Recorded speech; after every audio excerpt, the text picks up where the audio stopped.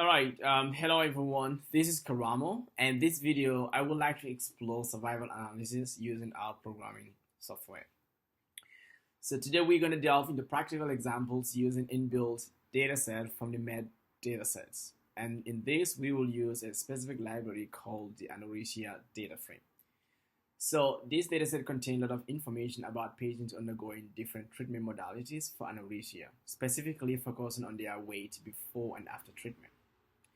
So the goal is to perform a survival analysis to understand how these treatments affect weight change over time. And we will also calculate time until a significant weight change occurs, and also to examine the differences among various treatment groups. And one more thing, whether you are a beginner or have some experience using survival analysis using R, this tutorial is going to be straightforward and easy accessible. So you don't have to worry too much. Let's dirty your hands now. Alright, so the first thing you're going to do is that if you don't have this package installed in your computer, try to install it with this code. And please remove the hash here and type this code and install it. But I already have it installed in my computer, so I don't have to install it again. So I deactivate this line of code. And then after you install this code, you have to learn the library. That is the library to activate this package, and you'll have access to this data set. Now we did all that. Let's learn this data, and the data set now is loaded in our environment with 72 rows and 3 variables. So let's see how this data set looks like. So this is how our data set looks like. So we have treatment, we have the pre-treatment weight, and we have the post-treatment weight.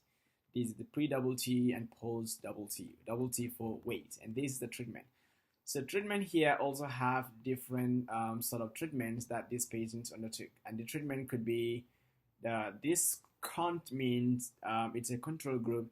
The CBT mean is the cognitive behavioral therapy, and we also have the FT, which is the family therapy. So we will now draw a survival model on these patients' data. So in survival model, survival analysis, first we will do some pre-processing on our data set. So that's going to be So we're going to pre-process the data. There is something we have to do with the data, which is we have to include time variable and also the status variables, which is our indicator of weight loss. Either 1 for 0 or 0 for otherwise, or change the frameworks in how we want it to be. So first we have anorexia data. Now we create an object, and the object is anorexia. So now anorexia data frame we have, and then what do we want to do? We want to mutate. And mutate here means to create a new functions in our data frame, and we will create two variables, and we will have two variables. One is going to be time, and the other one is going to be status. But the time is going to be numeric, and we have the pre-treatment weight minus the post-treatment weight, and then now we have another variable called our status, which is going to be our event indicator. And in this, we will have a conditional statement of if else time is more than 0, then that would be 1, or else we will have it as 0. Alright, so that's all we have to do to create our conditional statement. So this is going to be equals to, so yeah. Alright, so let me explain what is happening here. First, our data set only have 3 variables: post-treatment, pre-treatment, and this is a treatment. Now we wanted to create 2 other variables. One, we have time. So time is calculated as a difference between the pre-treatment weight and the post-treatment weight. So this reflects the weight change over the pre-treatment period. Now the status here is an event indicator, where 1 indicated that there is significant weight loss, and that is the time is more than 0, and 0 indicates that no weight loss. Now when we run this code, we will overwrite this variable here. So it's this data. Instead of having it as 3 variables, it's going to be 5 variables. Now we have 3 variables. If you run this code, we will have time and status that are going to be append to this data set here. We will have time and status. So altogether, we will have 5 variables. So, all right. Now our data set is now updated with 5 variables. Now this is a treatment, different sort of treatment. We have the control, we have the cognitive therapy, and we have the family treatment. This is the pre-treatment weight, post-treatment weight, the time. So the time is the difference between the pre-treatment weight and the post-treatment weight. Now the status is that if the time is more than 0, it's 1. So of course 0.5 is more than 0, so we have 1 here. But minus 12 is also less than 0, that's why we have 0. So that's how we come with our treatment time and also the status. Now we will go for to draw our survival model. So we will now fit our survival model. Now in our survival model, we will check that we will create an object called the solve object. Solve object, and this is going to be, let me maximize it a little bit. All right, so this is going to be solve. So this solve is a function, is derived from this package called oh wait, we have, I will load this package first. We need library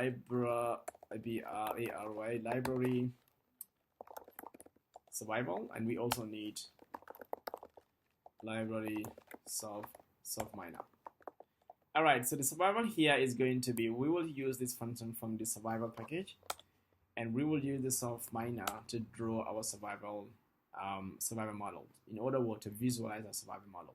So we have the solve, and then this function we will use to create a survival object from time and status variable. So we have solve, time is anorexia, the data frame we want to use is time, and the event is anorexia status. Oh, sorry, status. All right, so that is about the solve object, and now we will fit our survival model. So fit is solve fit. Now we will fit our models object that we just created, which is the solve object. Let's copy this and paste it here, and this is going to be given by, the given by here is tilde. That's going to be given by, or tilde, the treat. The treat here is from our data set, the treatment, different types of treatment. And then we will use the data set called the anorexia data. So that's all we have to do. Let's close this parenthesis. All right, so let's now run our fitted model, and there is an error solve object not found. So let's check our data set again. Let's run this code. All right, so let's go back here. All right, so everything works fine. So next, what we're going to do, let me explain to you what is happening here. So first one is the solve open parenthesis. And what we want to do is this line of code will be used to create a survival object from time and status variable. And the solve fit will be used to fit the survival model with the survival curves generated for different treatment groups indicated by the treat variables. So that's the treat variables that we have here. All right, so now we will go for to visualize, that means to pictorially show our survival model. So let's visualize the survival curves, and we have the ggsolve. So the ggsolve here is going to help us to plot, to visualize our survival model. So we have a fit, the data we use, survival, and the data we use is the anorexia data.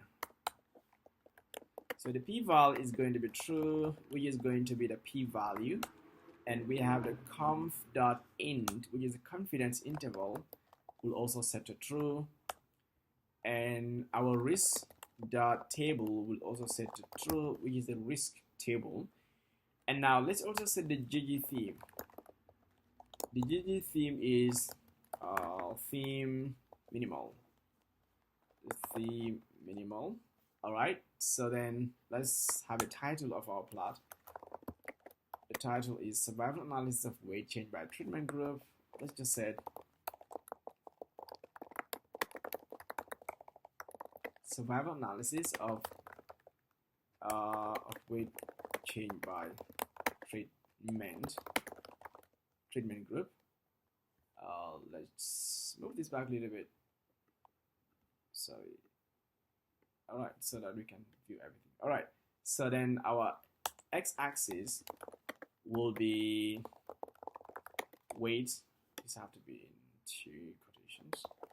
All right, it's going to be weight change in pounds, and our y lab, or we use the y-axis, will be survival probability. So let's capitalize the P and let's close this. All right, so that's all we have to do, and this is going to, let's see if there's any error in our code.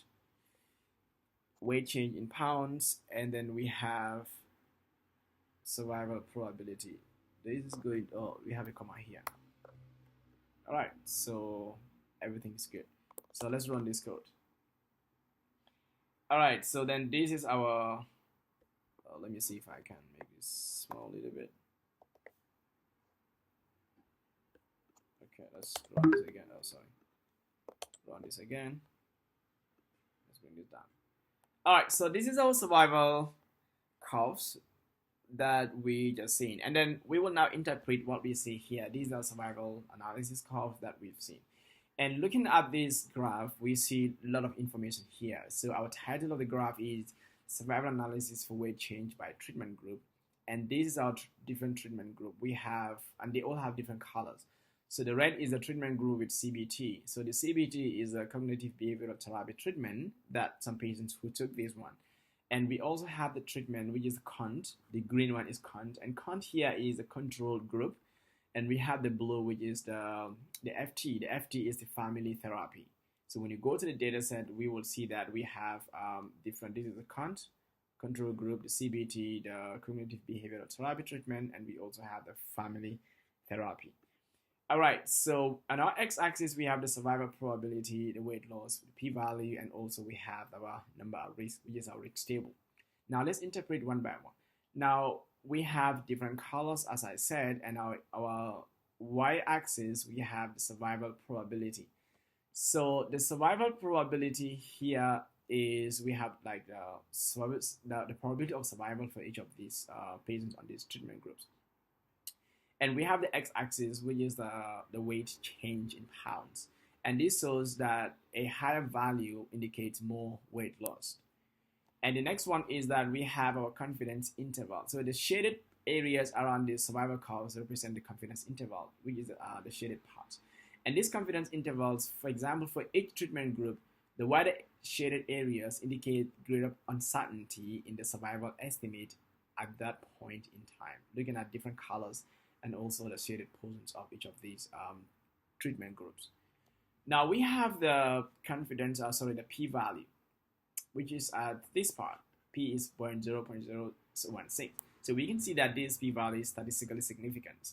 So the p of 0.016 indicates that there is a statistically significant difference in the survival probabilities among the different treatment groups. So a p-value less than 0.05, which is, of course, this is less than that, typically suggests that the observed differences are unlikely to have occurred by chances. And now, if you look at each of the number at risk, so the section levels here is number at risk, which indicate how many participants were still under observation at each point of weight change. For example, at the start, there were 11 participants in the CBT group, and we have 15 in the control group, and we have 4 in the family therapy group who were still being observed. And then now, when we create an overall summary of this graph, is that the survival curves show that different treatment groups have different probabilities of experiencing weight loss. For instance, you can observe how quickly the survival probabilities drop for each group as weight change increases. And for CBT group, it seems to maintain a higher survival probability compared to the family therapy and control groups, indicating that the participants in this group may have experienced less significant weight loss over time. So, yeah, and also we have seen that this statistically significant p-value suggests that the differences in outcomes among the treatment groups are meaningful and warrant further investigations. So this is all I want to show you in this video. I hope you learned something from it, starting from where to get the data set, and also after getting the data, what do you have to do to draw your survival model and so on. So thanks everyone for listening to this video. I hope you learned something from it, and see you next time. Have a nice day.